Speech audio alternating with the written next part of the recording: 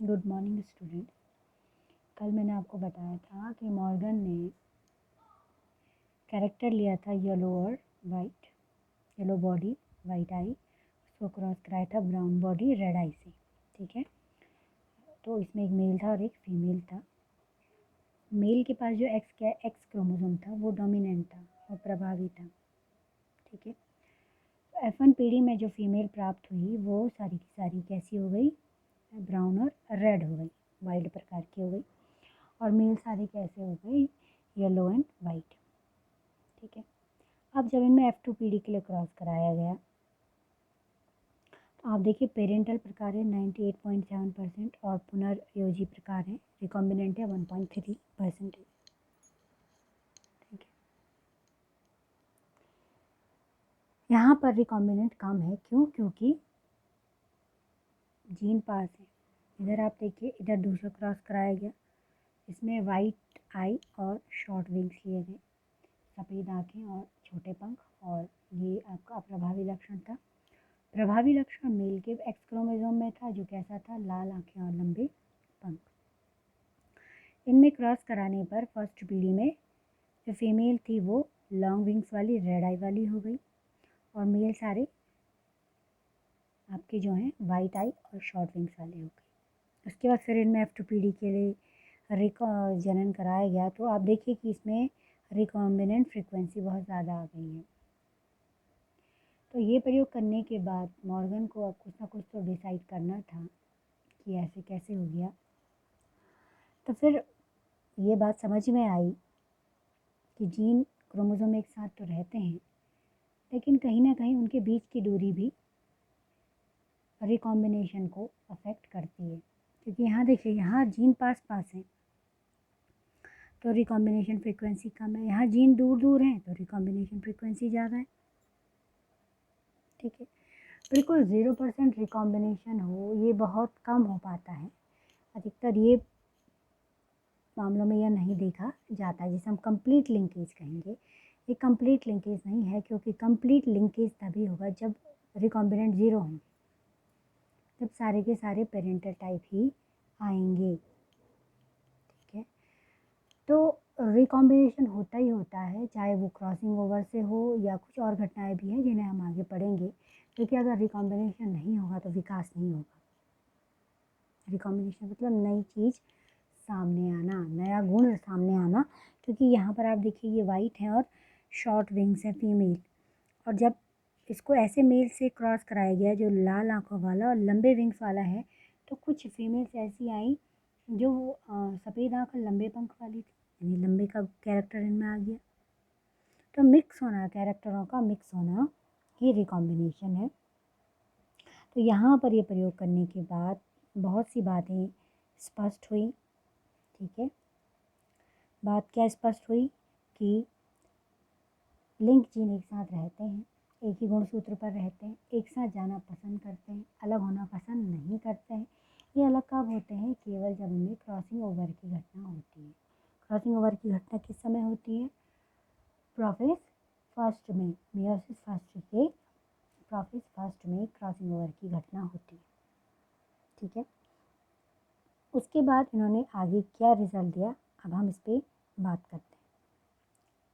देखिए, एक्सपेरिमेंट करने के बाद बात ये समझ में आई कि जो रिकॉम्बिनेशन होता है वो दो जीन के बीच की दूरी पर निर्भर होता है। ठीक है, ये समानुक्रमानुपाती का साइन है। समानुक्रमानुपाती यानी इसके प्रोपोर्शनल है। प्रोपोर्शनल मतलब ये बढ़ेगा तो ये भी बढ़ेगा, और ये घटेगा तो ये भी घटेगा। यानी जीन के बीच की दूरी कम होगी तो रिकॉम्बिनेशन कम होगा, और उन जीनों के बीच में रिकॉम्बिनेशन कम होगा। ठीक है, उसके बाद दो जीन अगर पास पास होते हैं तो क्रॉसिंग ओवर की संभावना कम होती है। ठीक है, पास पास होने से कौन सी घटना कम होती है? क्रॉसिंग ओवर, तो रिकॉम्बिनेशन कम होगा। यदि जीन दूर दूर होते हैं तो क्रॉसिंग ओवर की संभावना अधिक होती है और इनमें रिकॉम्बिनेशन अधिक होता है। तो क्रॉसिंग ओवर प्रोपोर्शनल होता है रिकॉम्बिनेशन की। जितना ज़्यादा क्रॉसिंग ओवर होगा उतना आपको नए नए रिकॉम्बिनेंट मिलेंगे।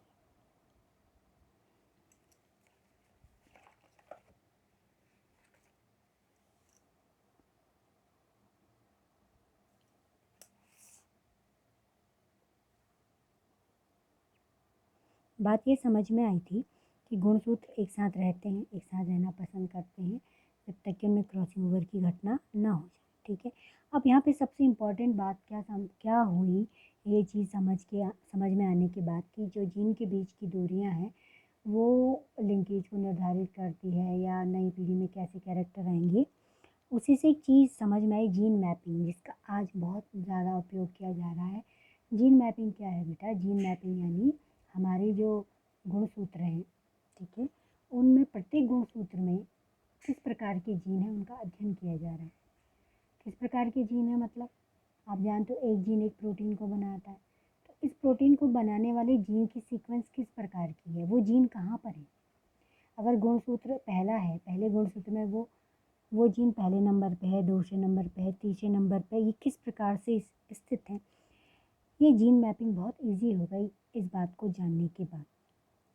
तो मॉर्गन के ही शिष्य थे, ठीक है, स्टर्टवेंट ने क्या करा, ठीक है, देखिए जब गुरु इंटेलिजेंट होता है तो शिष्य भी और इंटेलिजेंट हो जाते हैं। ठीक है, तो मॉर्गन ने इतना महान काम किया। मॉर्गन जो है फादर ऑफ साइटोजेनेटिक्स कही जाते हैं। ठीक है, उन्होंने मेंडल के काम को और आगे फर्दर बढ़ाया। देखिए लिंकेज को उन्होंने समझा, लिंकेज की खोज तो पहले हो चुकी थी, मैं इसके बाद आपको बताऊंगी, लेकिन उन्होंने लिंकेज को समझा, दुनिया के सामने लिंकेज को लाए। तो मॉर्गन के जो शिष्य थे स्टर्टवेंट, इन्होंने एक ही गुणसूत्र पर स्थित जीन के जोड़ों के बीच के पुनर्संयोजन आवृत्ति को जीन के बीच की दूरी के पैमाने के रूप में प्रयोग कर क्रोमोसोम पर उनकी स्थिति को दर्शाने का कार्य किया। देखो इन्होंने जो बात ये कह रहे थे कि कितना रिकॉम्बिनेशन होगा, ये जीन के बीच की दूरी पर निर्भर होता है, इसका प्रयोग उन्होंने कहाँ करा? इसका प्रयोग उन्होंने करा गुणसूत्र पर जीन की स्थिति दिखाने के लिए। कैसे, आइए समझते हैं। देखिए ये गुणसूत्र है, इस पर ABCDE जीन यहाँ पर मैंने बनाए हैं, और ये मैंने A और B की दूरी को रोमन अंकों में दिखाया, फर्स्ट, B और C के बीच की दूरी सेकंड, C और D के बीच की दूरी थर्ड, D और E के बीच की दूरी फोर्थ रोमन से मैंने आपको दिखाई है। देखिए अगर क्रॉसिंग ओवर फर्स्ट पर होता है, ठीक है, तो क्रॉसिंग ओवर फर्स्ट पर होगा तो ई क्या होगा, अलग हो जाएगा। ठीक है, डी भी अलग होगा, सी भी अलग होगा और बी भी अलग होगा। ठीक है, समझ गए। अब अगर क्रॉसिंग ओवर यहाँ पे होता है तो बी तो अलग नहीं होगा ना, क्योंकि क्रॉसिंग ओवर सेकंड पोजीशन पे हो रहा है, तो बी अलग नहीं होगा। यानी ए से बी के अलग होने की संभावना केवल 25% है। ए से बी के अलग होने की संभावना केवल कितनी है? 25% है।